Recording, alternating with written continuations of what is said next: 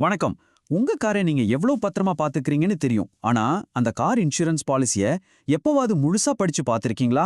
அதுல இருக்கிற வார்த்தைகள்லாம் கொஞ்சம் குழப்பமா இருக்கா? கவலையே படாதீங்க.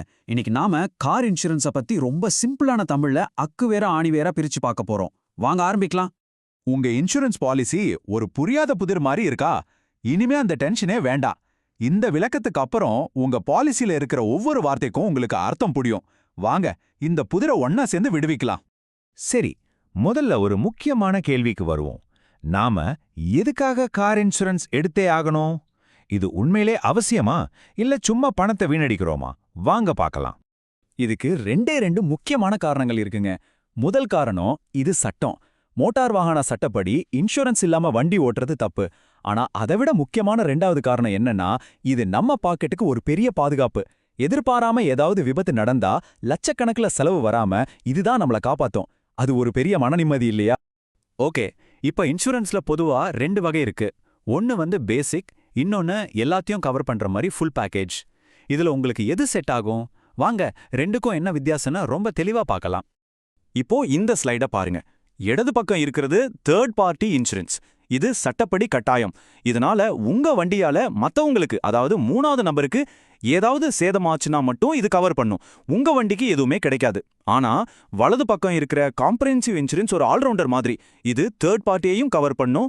கூடவே உங்க சொந்த காருக்கு ஆகிற சேதம், வண்டி திருடு போனா, தீ விபத்து, வெள்ளம்னு எல்லாத்துல இருந்தும் முழுமையான பாதுகாப்பு கொடுக்கும். அடுத்ததா, நம்ம பாலிசி டாக்குமெண்ட்ல அடிக்கடி வர்ற சில முக்கியமான வார்த்தைகளுக்கு அர்த்தம் என்னன்னு பார்க்கலாம். இதை நீங்க தெரிஞ்சுக்கிட்டீங்கன்னா உங்க பாலிசி உங்க கைக்குள்ள இருக்கும். உங்களை யாரும் ஏமாத்த முடியாது. முதல்ல ஐடிவி, இதோட விரிவாக்கம் இன்ஷோர்ட் டிக்ளேர்டு வேல்யூ. ரொம்ப சிம்பிளா சொல்லணும்னா, இன்னைக்கு உங்க காரை வித்தா என்ன விலை கிடைக்குமோ அதுதாங்க ஐடிவி. ஒருவேளை வண்டி மொத்தமா சேதமாயிட்டாலோ இல்ல திருடு போயிட்டாலோ இன்சூரன்ஸ் கம்பெனி உங்களுக்கு கொடுக்கக்கூடிய அதிகபட்ச பணமே இந்த ஐடிவி தான். அடுத்து பிரீமியம். இது ரொம்ப சிம்பிள். நம்ம இன்சூரன்ஸ் பாலிசியை ஆக்டிவா, அதாவது உயிரோட்டமா வச்சுக்கிறதுக்கு வருஷா வருஷம் இன்சூரன்ஸ் கம்பெனிக்கு நாம கட்டுற பணம் தான் பிரீமியம். இதை கட்ட தவறினா பாலிசி வேலை செய்யாது. இப்போ ஒரு சூப்பரான விஷயத்துக்கு வருவோம். அதுதான் என்சிபி, அதாவது நோ கிளைம் போனஸ். நீங்க ஒரு வருஷம் முழுக்க எந்த கிளைமும் பண்ணாம உங்க வண்டியை பத்திரமா ஓட்டுனீங்கன்னா அடுத்த வருஷம் பிரீமியம் கட்டும்போது உங்களுக்கு ஒரு நல்ல தள்ளுபடி கிடைக்கும். இது நீங்க சேஃபா வண்டி ஓட்டுறதுக்கு கம்பெனி கொடுக்கற ஒரு சூப்பரான பரிசு.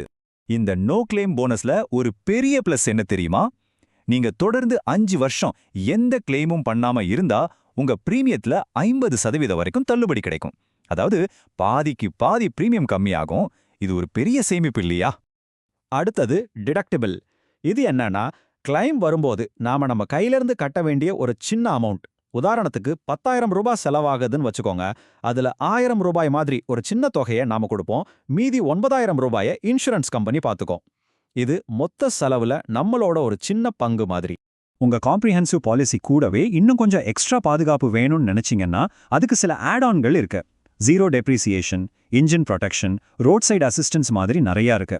இதுக்கு கொஞ்சமா பிரீமியம் அதிகமா கட்ட வேண்டியிருக்கும். ஆனா பாதுகாப்பு இன்னும் அதிகமாகும். சரி, இப்போ ரொம்ப முக்கியமான ஒரு பகுதிக்கு வந்திருக்கோம். எதிர்பாராம ஒரு விபத்து நடந்துருச்சுன்னா பதட்டப்படாம இன்சூரன்ஸை எப்படி சரியா கிளைம் பண்றது? வாங்க, ஸ்டெப் பை ஸ்டெப்பா என்ன பண்ணணும்னு பார்க்கலாம். கிளைம் பண்றது ஒன்றும் பெரிய விஷயம் இல்ல. இந்த 4 ஸ்டெப்ஸை மட்டும் ஞாபகம் வச்சுக்கோங்க. 1, விபத்து நடந்த உடனே உங்க இன்சூரன்ஸ் கம்பெனிக்கு ஃபோன் பண்ணிடுங்க. 2, அவங்க கேட்குற டாக்குமெண்ட்ஸை சப்மிட் பண்ணுங்க. 3, சேதத்தை கணக்கிட ஒரு சர்வேயர் வருவார். அவருக்கு முழுசா ஒத்துழைப்பு கொடுங்க. 4, அவ்வளவுதான். உங்க கார் சரி செய்யப்பட்டதும் கிளைம் பணம் செட்டில் ஆயிடும். பாத்தீங்களா? ரொம்ப சிம்பிள். இன்சூரன்ஸோட அடிப்படைகளை நல்லா புரிஞ்சுக்கிட்டோம். இப்போ எப்படி ஒரு நல்ல பாலிசியை புத்திசாலித்தனமா தேர்ந்தெடுக்கிறது, அப்புறம் நம்ம பணத்தை எப்படி மிச்சப்படுத்துறதுன்னு சில சூப்பர் டிப்ஸ் பார்க்கலாம். உங்களுக்கு சரியான பாலிசியை தேர்ந்தெடுக்கிறது தான் இதுல முக்கியமான கட்டம். முதல்ல உங்க தேவை என்னன்னு யோசிங்க. அப்புறம் ஆன்லைன்ல நிறைய பாலிசிகளை ஒப்பிட்டு பாருங்க. விலையை மட்டும் பார்க்காதீங்க. ரொம்ப முக்கியமா கிளைம் செட்டில்மெண்ட் ரேஷியோ, அதாவது CSR செக் பண்ணுங்க. 100 பேர் கிளைம் பண்ணா எத்தனை பேருக்கு சரியா பணம் கொடுக்குறாங்கன்னு இது காட்டும். 95% மேல இருந்தா அது ஒரு நல்ல கம்பெனி. பிரீமியத்தை குறைக்கிறதுக்கும் சில வழிகள் இருக்கு. உங்க நோ கிளைம் போனஸை ஒரு சின்ன கிளைமுக்காக கூட விட்டு கொடுக்காதீங்க. உங்க கார்ல ARI அங்கீகாரம் பெற்ற ஆன்டி தெஃப்ட் டிவைஸ் போட்ட டிஸ்கவுண்ட் கிடைக்கும். ரொம்ப முக்கியமா பாலிசியை தேதி முடியறதுக்கு முன்னாடியே புதுப்பிச்சிடுங்க. இல்லைன்னா உங்க NCB போனஸ் போயிடும். கடைசியா ஒன்னே ஒண்ணுதாங்க. எந்த இன்சூரன்ஸ் பாலிசியை நீங்க முழுசா புரிஞ்சுக்கிட்டு வாங்குறீங்களோ அதுதான் உங்களுக்கு கிடைக்கிற உண்மையான சிறந்த பாதுகாப்பு. அறிவு தான் உங்க காரோட கவசத்துக்கான திறவுகோல். இப்போ ஒரு நிமிஷம் யோசிச்சு பாருங்க, உங்க காருக்கு சரியான பாதுகாப்பு கவசம் இருக்கா? இந்த விளக்கம் முடிஞ்சதும் மறக்காம உங்க இன்சூரன்ஸ் பாலிசி டாக்குமெண்ட் எடுத்து ஒரு தடவை பாருங்க. இப்போ கண்டிப்பா அதுல இருக்கிற எல்லாம் உங்களுக்கு புரியும். பாதுகாப்பான பயணங்கள்.